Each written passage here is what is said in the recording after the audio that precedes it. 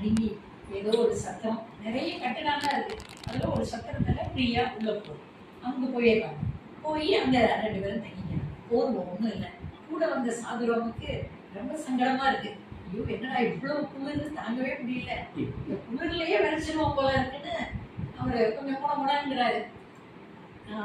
ராமதாஸ் வந்து என்னன்னா, இதுவும் அவரோட சித்தம், தாங்குவோம் அப்படிங்கிறாரு. அவர் முடங்க இவரு தியானத்துக்கு போயிடுறாரு. அதுக்கு பதிலே சொல்ல முடியாது, சொல்ற நிலையில இல்லை. ஏன்னா நம்மளுடைய இறைவருக்கு அங்க போக போக வெளியில இருக்கிற தெரியாது. அங்கதான் அவர் வெளிப்படுத்துறாரு. சாதுராவுக்கும் குளிர்ந்து, இவருக்கு ஒண்ணுமே தெரியல, ஒன்றும் மரியாதை இல்லை. அது வந்து அந்த இதில் இருக்கிறார். அப்புறம் அடுத்த நாள் காலையில இது முடிச்சுட்டு அடுத்த நாள் காலையில சீக்கிரமே கிளம்பிடுவோம்னு சாதுராம் அவசரப்படுறாரு. இவர் இல்ல இல்ல, பக்கத்துல வந்து பாபநாசினின்னு ஒரு இடம் இருக்கு, அங்க நம்ம போயிட்டு போவோம் அப்படின்னு. நல்ல வெளிச்சம் வரல, அப்பவே அவங்க 2 பேரும் கிளம்புறாங்க. இவரு இல்லைன்னு மறுப்பு சொல்றாரு. சாதுராம் போகணும்னு போயிடுறாங்க.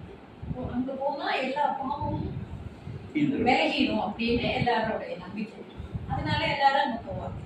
2 பேரும் போய் அங்க தரிசனம் பண்ணிட்டு குளிச்சு எல்லாம் பண்ணி முடிக்கிறதுக்கு கொஞ்சம் வெளிச்சம் வந்ததும் சூரிய பட்டம் அந்த இடத்த பார்த்தா அவ்வளவு நல்லா இருக்கு, ரம்மியமா இருக்கு.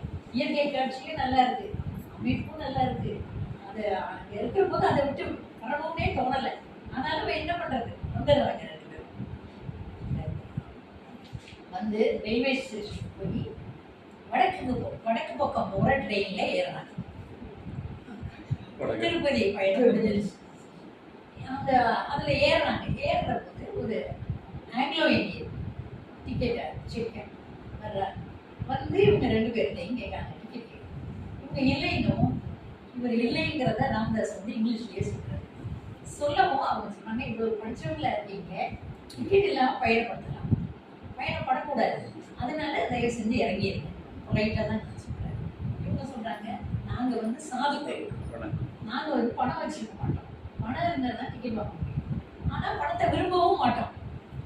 அப்ப என்ன பண்றது, நாங்க எப்படி பயணம் பண்றதுன்னு கேட்கறாங்க.